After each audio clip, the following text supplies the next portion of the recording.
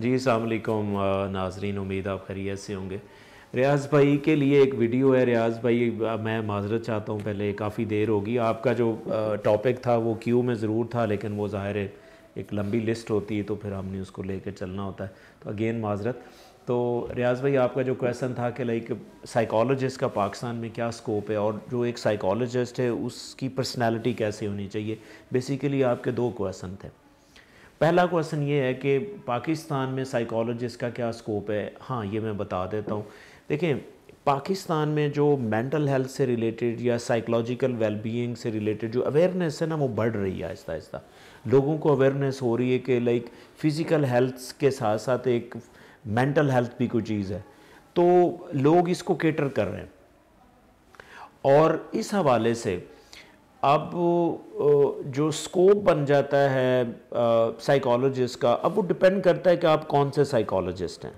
Basically जो psychologist की कई टाइप्स हैं, जिसमें फ़र्ज़ करें आप एक हेल्थ साइकोलॉजिस्ट हैं, आप क्लिनिकल साइकोलॉजिस्ट हैं, ठीक है, फिर आप चाइल्ड में क्लिनिकल साइकोलॉजिस्ट हैं, एडल्ट के अंदर हैं, ठीक है, काउंसलर्स हैं, ठीक है, या ऑर्गेनाइजेशनल साइकोलॉजिस्ट हैं। तो पहले यूजुअली पाकिस्तान में ये होता है कि आप बीएस जो है वो साइकोलॉजी एक जेनेरिक एरिया में करते हैं, जेनेरिक बीएस साइकोलॉजी होता है। लेकिन आप स्पेशलाइजेशन अगर किसी एक ख़ास एरिया में करना चाहें, स्पेशली क्लिनिकल साइकोलॉजी में करना चाहें, हेल्थ साइकोलॉजी में करना चाहें, काउंसलिंग में, न्यूरो साइकोलॉजी में करना चाहें, तो ये फिर आपका स्पेसिफिक एरिया हो जाता है। अब रही बात कि एक स्कोप क्या है, देखें, पहली बात तो मैं आपको बताता चलूँ कि स्कोप जो है ना, बेसिकली फील्ड में नहीं होता, स्कोप आपके अंदर होता है। आप कितने एक्सपर्ट हैं कि लोग आपको कैच करें, लोग आपको लें। स्कोप बेसिकली आपके अंदर होना चाहिए। हाँ, लेकिन फिर भी अगर आप जॉब अपॉर्चुनिटीज़ के हवाले से पूछ रहे हैं, तो पाकिस्तान में साइकोलॉजिस्ट के लिए जॉब अपॉर्चुनिटीज़ भी बहुत ज़्यादा है।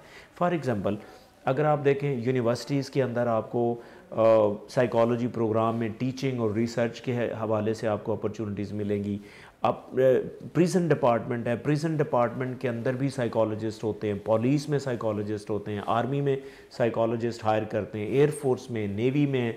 फिर जितने भी आपके कॉलेजेस हैं, कॉलेजेस के अंदर लेक्चरार्स की वैकेंसीज़ आती हैं। फिर स्कूल्स के अंदर इनकी जॉब्स हैं।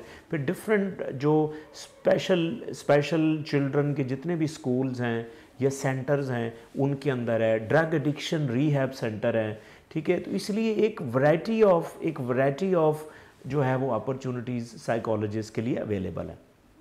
अब आपकी बात रही कि आपकी जो पर्सनालिटी है वो कैसी होनी चाहिए। अच्छा, आप पर्सनालिटी के हवाले से मैं आपको कुछ 5 एक ऐसे ट्रेट्स बता देता हूँ, अगर वो आपके अंदर है ना, तो आप एक बेहतरीन साइकोलॉजिस्ट हो सकते हैं। नंबर 1, आप में फ्लेक्सिबिलिटी और अडॉप्टेबिलिटी होनी चाहिए, यानी कि आप क्लाइंट के मुताबिक हो कि उनसे बात करें। क्योंकि आपको पता है, देखिए, आपने जब भी अपनी प्रैक्टिस में आना है तो आप एक बड़ी स्पेसिफिक पॉपुलेशन से डील करते हैं, ठीक है। अब वो स्पेसिफिक पॉपुलेशन से जब जो साइकोलॉजिकली डिस्टॉर्टेड क्लाइंट्स होते हैं, आपने उनसे बात करनी। क्या आप उनके मुताबिक बात कर सकते हैं? आप उनके मुताबिक चेंज हो सकते हैं? इसका मतलब है आपके अंदर फ्लेक्सिबिलिटी और अडॉप्टेबिलिटी का होना इंतहाई ज़रूरी है। अगर आप उनके मुताबिक नहीं होंगे, आप में लचक नहीं होगी, तो आप क्लाइंट को अच्छा डील नहीं कर सकते। नंबर 2, आपकी कम्युनिकेशन स्किल्स बहुत इंपॉर्टेंट है। देखें, साइकोलॉजिस्ट वाहिद प्रोफेशनल, वाहिद डॉक्टर ऐसा होता है जो बातों से ही आपने क्लाइंट को हील करना है। आपने सिर्फ कम्युनिकेशन से ही क्लाइंट को मैनेज करना है। तो आपकी जो सेकंड इम्पॉर्टेंट ट्रेट होना चाहिए कि आपके अंदर कम्युनिकेशन स्किल्स बहुत अच्छी होनी चाहिए। अब कम्युनिकेशन स्किल जो हैं वो, उसमें नॉन वर्बल कम्युनिकेशन बहुत इंपॉर्टेंट है, ठीक है। वर्बल तो ये है कि ज़ाहिर है आप जो लफ्ज़ इस्तेमाल कर रहे हैं, लफ्ज़ों के साथ आपकी बॉडी लैंग्वेज कैसे है, ठीक है। तो आपकी कम्युनिकेशन स्किल्स बहुत इंपॉर्टेंट है।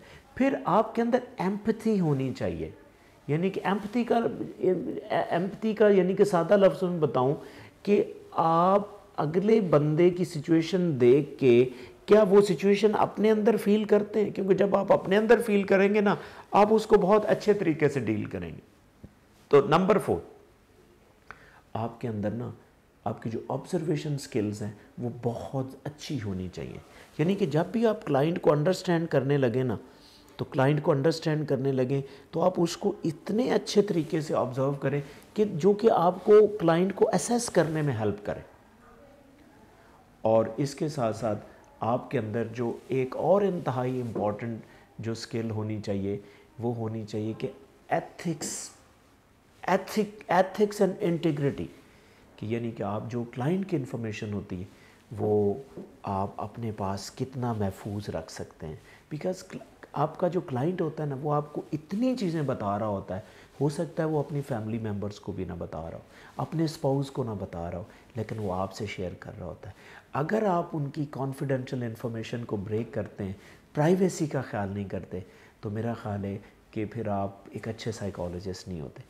तो रियाज़ भाई आपके लिए मैंने ये 2 इम्पॉर्टेंट आपने क्वेश्चन किए थे, तो उम्मीद है आपको पसंद आएगा। If you have any question please let me know, ठीक है। I will make you a special video for you. Thank you very much for watching my videos. अल्लाह हाफ़िज़।